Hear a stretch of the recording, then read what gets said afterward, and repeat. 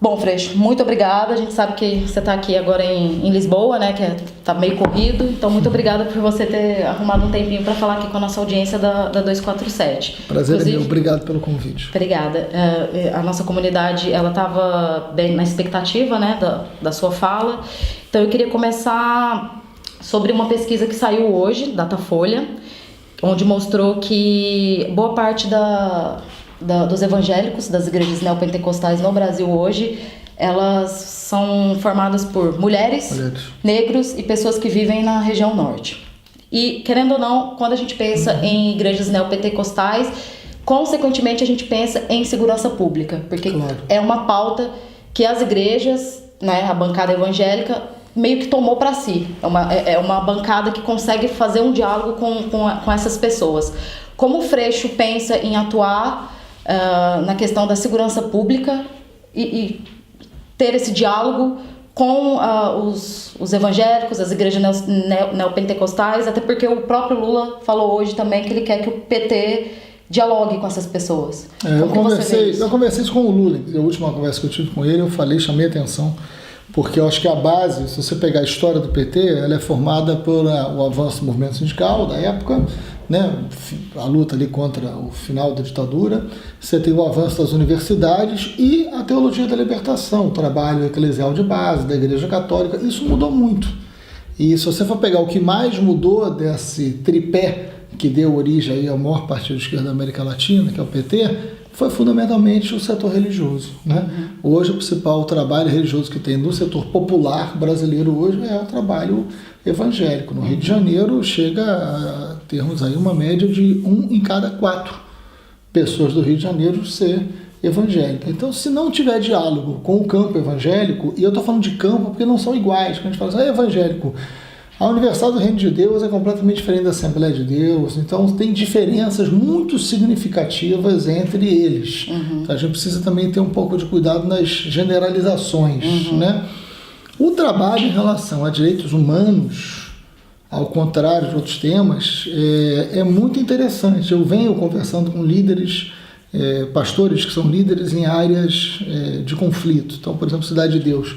Eu já me reuni com 22 pastores da área de Cidade de Deus conversando sobre direitos humanos e segurança pública. É muito interessante, porque ao contrário do que uma parte grande da sociedade brasileira hoje pode imaginar, a ideia de que bandido bom é bandido morto, a ideia de que direitos humanos defende bandido, isso no meio dos evangélicos... É até uma forma que eles utilizam de atrair a atenção dessas pessoas. Mas eles não concordam com isso. Eles têm uma fala muito mais progressista. Então, acho que o campo progressista tem que dialogar com os evangélicos, tem que conseguir fazer um debate sobre os setores populares, ouvindo os evangélicos.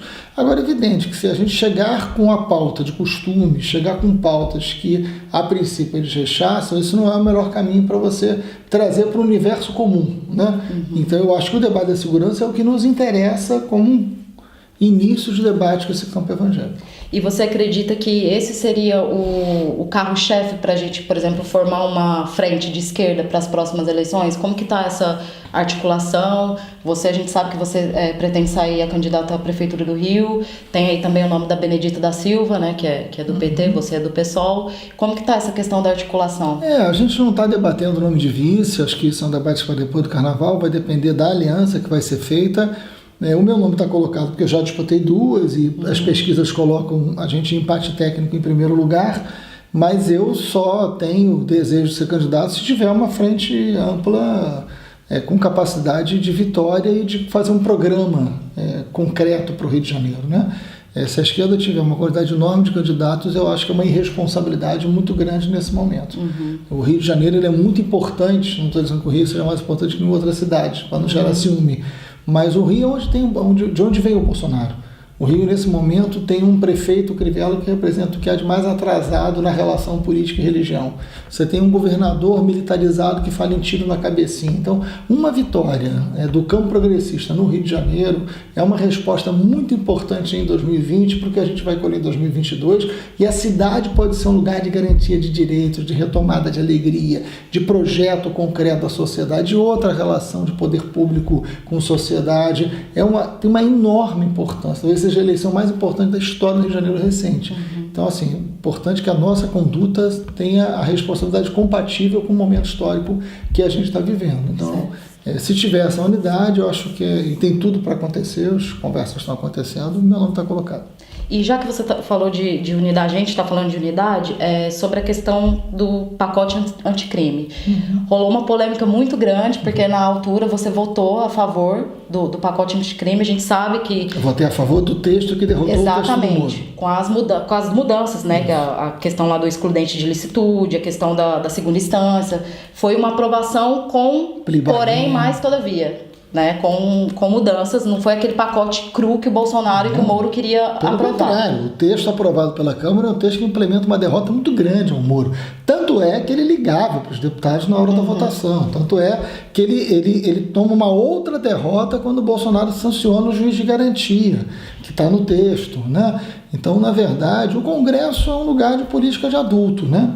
O Congresso é um lugar de muita maturidade política, porque você tem um momento muito adverso da política nacional. Mas você não acha que essa decisão sua foi mais ou menos igual, por exemplo, teve uma crítica muito pesada com a Tabata Amaral, na questão da reforma da Previdência. Né? E aí ela votou a favor da reforma, sendo que ela tinha feito todo um discurso, toda uma campanha contra. São coisas que não se comparam. Você acha que não tem... Não, eu acho não tem o menor cabimento essa comparação. Nós votamos contra a reforma da Previdência e não existiam dois textos. Não existia uma reforma da Previdência possível e outra menos. Era a reforma da Previdência. Ou você era favorável ou contra. Ela estava favorável à reforma da Previdência. O que nós tínhamos ali era um texto que transformava o Brasil num Estado penal. A gente tinha um texto que transformava o Brasil num Estado penal que dava licença para matar. Nós ficamos 200 dias trabalhando sobre isso. A gente derrota a bancada da bala, que tem 308 deputados. E eu quero só lembrar você do placar que foi 408-9. Porque fala de um jeito que parece que foi 5-4. Foi 408 votos a 9. A esquerda inteira tem 134 deputados, dos quais só 9 votaram contra. Mas são 134 deputados da esquerda. Vem a questão da maioria no Congresso também, né? Não, sim, mas são 134 deputados da esquerda. 9 votaram contra. Porque do jeito que se fala, parece que foi 5-4 e o quinto voto foi meu. Né? Nós fizemos uma costura para derrotar o Moro. E derrotamos o excludente de licitude. Para quem é pobre, favelado e mora na periferia, isso faz uma diferença muito grande. Derrotamos a questão da videoconferência, derrotamos a plea bargain, derrotamos o fim das audiências de custódia que eles iam aprovar. Isso tudo foi tirado do texto. É uma enorme vitória. Agora, o texto aprovado é um texto bom? Não, claro que não. A gente não quer uma reforma agora. Ou era um texto, ou era o outro. Ou era esse texto, que nós ficamos 200 dias trabalhando, ou era o outro. O que não podia era eu ficar 200... Eu era do GT. Orlando Silva era do GT. Paulo Teixeira era do GT. O que não podia era a gente ficar 200 dias trabalhando e na hora de aprovar eu vou dizer, não, mas olha, isso tudo que eu convenci vocês a aprovar para derrotar o Moro, o meu voto, na verdade, eu vou ficar preocupado com meus likes. Não, ali era política grande, ali era política de adulto. Ali era derrotar o Moro. Ali era derrotar a estudante de licitude. Ah, mas foi aprovado tal coisa. Foi, é ruim. Mas ou a gente aprovava esse texto com coisas ruins, mas tirando o que era muito pior, ou aceitava, ou aprovava o outro. Você tem uma ideia, a bancada da bala, que são 308 deputados, é bom, né? A esquerda inteira reunida são 134, a bancada da bala tem 308. Essa é a correlação de forças do Congresso que as pessoas precisam entender na hora de falar do Congresso. Né? A gente não está falando de um lugar fácil, está falando de um negócio muito difícil, muito complicado. E que você tem que ter derrotar mas imagina, pessoas completamente fora da normalidade. E se a gente for debater só dentro da esquerda para ficar legal, a gente vai perder todas. E perder todas nessa circunstância é piorar a vida do mais pobre. É piorar a vida do cara que está na favela. Eu não estou lá para brincar, não estou lá para ficar bem com os amigos. Eu estou lá para fazer enfrentamento político grande. Né? E a gente derrotar o Moro nessa circunstância, aprovar juiz de garantia nesse país, isso é de uma grandeza, é de uma importância. Não é à toa que o Moro quase enlouqueceu. E na hora da votação ele ligava para os deputados. Para pressionar. Muito, na nossa frente, os telefones tocando, com um louco. Né? Então a gente derrota a bancada da bala como? Né? Com uma pressão política, uma articulação política muito grande. Eu não sou moleque. Eu não posso fazer uma articulação política dessa na hora do voto eu querer ficar bem com todo mundo. Quem quer ficar bem com todo mundo, não fica bem com ninguém. Eu tenho cara e tenho história. Né? Eu tenho uma história de 30 anos de trabalho com direitos humanos. Eu sei que era importante estar derrotando naquele projeto do Moro ali. Não era qualquer coisa. Agora, o texto aprovado é bom? Não, não é não. Certo. Agora, eu briguei para tirar o que a gente tirou. A vitória não está no que foi aprovado, a vitória está no que foi tirado. É isso que as pessoas não entenderam ali, mas eu acho bom esclarecer. E até é uma oportunidade para falar com a nossa comunidade e explicar algo que, né, como eu falei no início, na altura foi uma polêmica, as pessoas até fizeram essa comparação e falaram, por favor, perguntem para o Freixo. A comparação é esdrúxula, porque, enfim, a reforma da Previdência era uma questão concreta ali. O debate do pacote de crime tem um texto e tem outro. Pra você ter uma ideia, na hora da votação, a bancada da bala tentou votar o projeto original do Moro, que era com tudo isso. A gente conseguiu inverter e não votar o projeto original, votar o outro. Então era aprovar esse ou voltar para o projeto original. Isso não tem nada a ver com a votação da reforma da Previdência. Certo. Né? São duas pautas completamente... E dois processos completamente diferentes. Certo. E já então, que a gente também está falando sobre essa questão da segurança pública, né, da lei do projeto anticrime do Moro, a gente, querendo ou não, cai no caso Marielle Franco. Claro. Está em investigação, a gente sabe, que inclusive uma das linhas de investigação envolve a família Bolsonaro, e a gente também sabe que a Marielle era meio que o seu braço direito, né? Ela te acompanhava, principalmente nas discussões dos direitos humanos. Sim. Qual é a proposta do Freixo para essa questão muito grave que acontece no Rio de Janeiro, que envolve as milícias? Como vai ser o embate com os milicianos? Porque, querendo ou não, a gente sabe que existem dois problemas no Rio. Tem as milícias, também tem o tráfico, tem o crime organizado, mas são sistemas completamente diferentes. São distintos. A milícia, ela está dentro do sistema, ela está dentro do Estado. Como combater isso de forma direta e que traga soluções de fato, assim, concretas para o povo carioca, claro, né, pro povo do Rio de Janeiro e do Brasil também. Só separando os dois temas aí, que são os dois de maior importância. Assim, o caso Marielle é um caso que é muito importante para o Brasil inteiro, não é só para quem conheceu, que era próximo ou não.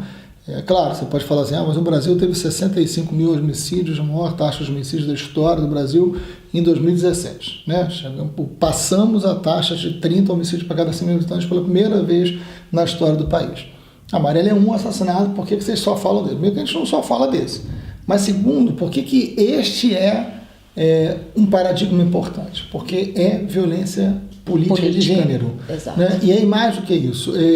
Mas você conhecia, ela é próxima? Eu não falo por isso. Eu já tive um irmão assassinado e nunca fiz do assassinato do meu irmão uma bandeira como faço o da Marielle, por entender que são casos distintos. Não se trata de ser próximo ou não. Né? Então vou dar um exemplo concreto. Assim.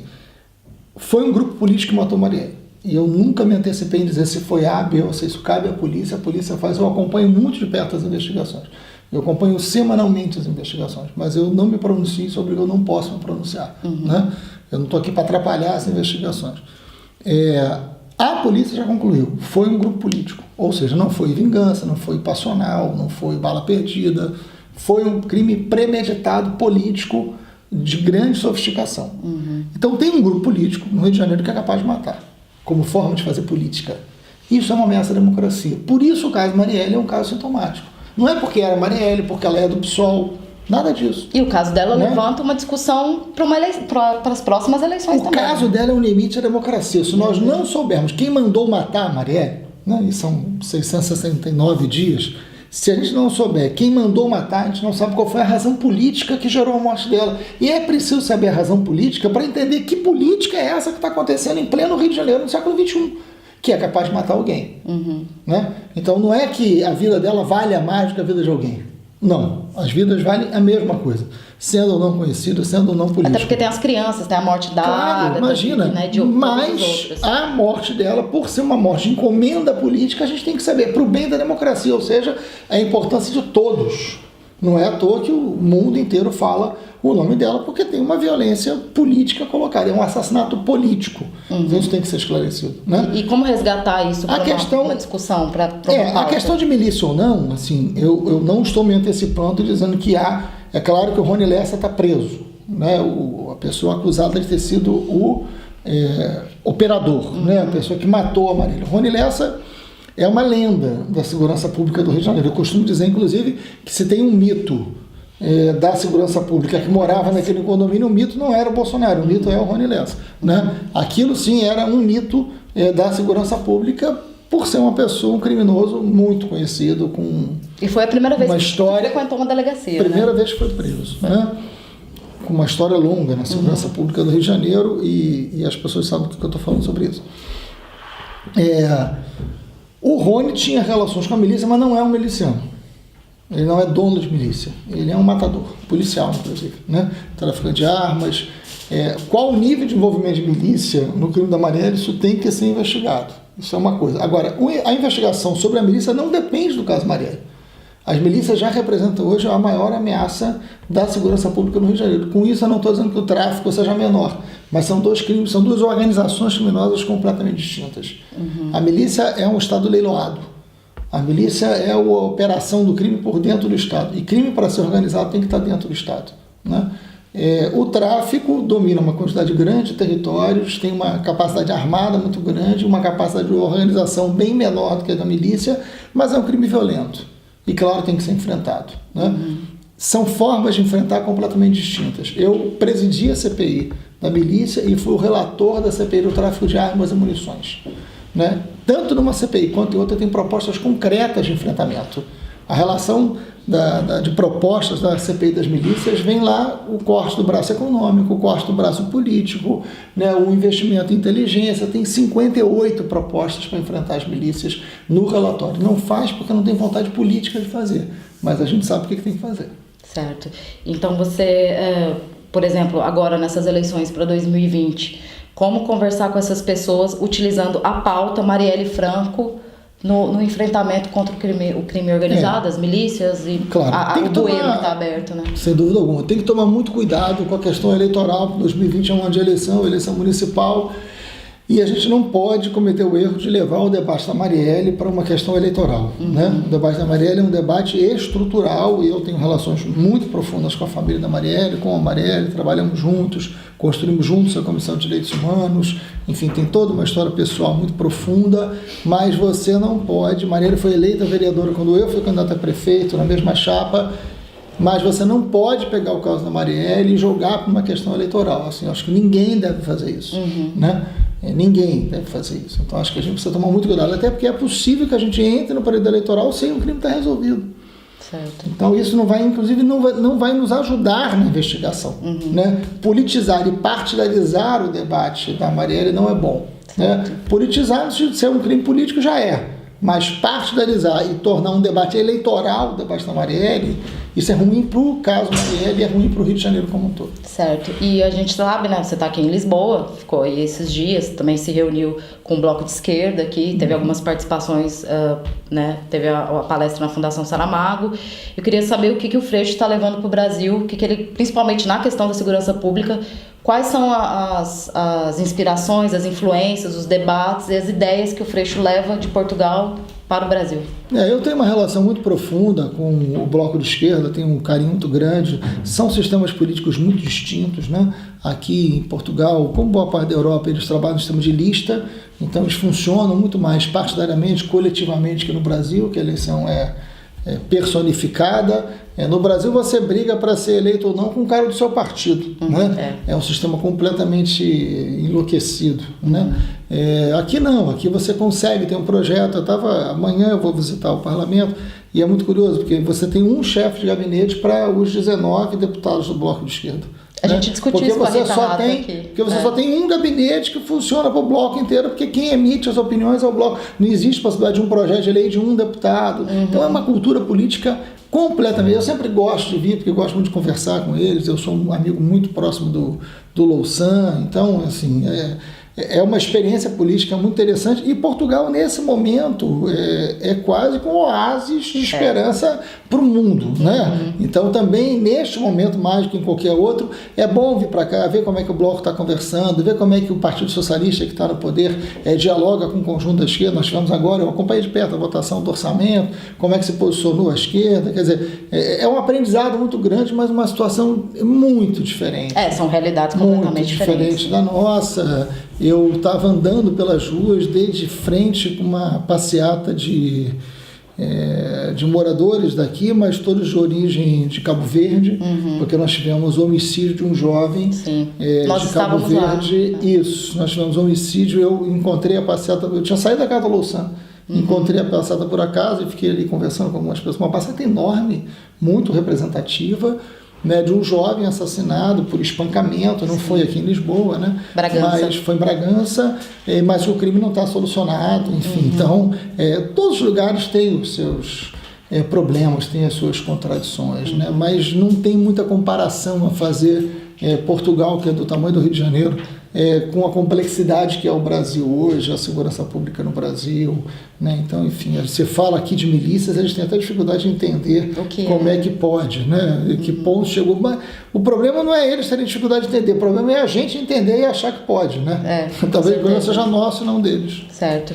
Para finalizar, Freixo, inclusive eu estava presente na palestra que você deu na Fundação Saramago e você falou uma frase assim que eu achei, né, o Rio, ele não é a cidade maravilhosa, a gente tem que parar, assim, claro. Tinha que ser, né, mas não é. E aí a gente tem que parar com esse discurso de querer, né, achar que o Rio de Janeiro é incrível, é maravilhoso e não tem problema, sendo que tem muito mais problema do que maravilhas, né? Claro. Então eu queria que você, para finalizar, fizesse aí um resumo, então, das principais propostas, né, que você tem em mente agora para 2020, claro. E como que deve ser esse debate entre cidades, porque a gente sabe que não é só o Rio de Janeiro que tem um problema de saúde, educação, segurança pública, né? As maiores capitais do Brasil têm também esse problema.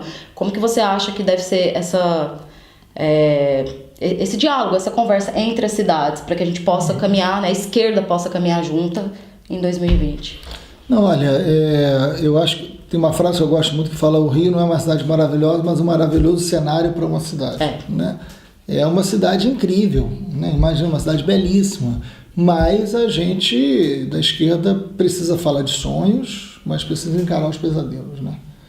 A gente precisa encarar os pesadelos, e os pesadelos são pesadelos vividos pela maioria esmagadora da população do Rio de Janeiro hoje. Você tem uma cidade que 1/3 dos seus moradores vivem nas favelas. As favelas precisam ser espaços constituídos da cidade. Você não pode mais tratar a favela como o território do problema. Quem vai morar na favela busca a solução. Solução de moradia, solução de transporte, de proximidade, com área de trabalho, né? Vai buscar a solução. A favela é lugar de solução. A favela não é só lugar de problema. Tem problema? Tem. Mas ele não pode ser visto como o problema. Então, ser um espaço constituído, participativo da cidade, é o primeiro passo para mudar a concepção de cidade do Rio de Janeiro. Entender que esse 1/3 tem que ser ativo na hora de você fazer política pública, isso é muito importante. E aí, disputar liberdade em cada território, disputar garantias de direitos, fazer com que um programa de segurança possa começar a dialogar em primeiro plano com as mulheres. Porque a segurança pública, a gente pensa muito nas polícias, né? E é normal que você faça isso, o mundo inteiro faz isso. E as polícias são estaduais no Brasil, elas não são municipais. Então, o que um prefeito pode fazer pela segurança pública? O primeiro passo é desenvolver um plano de uma cidade segura para as mulheres. Por que eu estou dizendo que isso é importante? Porque se você faz isso, você atinge todas as famílias. Porque a gente tem famílias muito matriarcais, no sentido de um peso muito grande das mulheres, principalmente nas famílias mais pobres. E nas evangélicas, na segunda pesquisa. E a pesquisa da Datafolha, que você começou a nossa conversa indicando também. E um plano de segurança para as mulheres numa cidade, ele é possível fazer, porque ele pode ser um plano de ação preventiva. Né? Então, cabe, por exemplo, a uma prefeitura como a cidade do Rio de Janeiro fazer um mapa da violência por bairro. Qual é a violência que tem mais comum na Pavuna? Certamente ela é completamente diferente da violência que você tem em Ipanema. É diferente da violência que você tem em Cosme Velho, que é diferente que você tem em Barros Filho, que é diferente da situação que você tem em Campo Grande, que é diferente da situação que você tem no Recreio, para falar de lugares completamente distantes um do outro. Né? Que tipo de violência?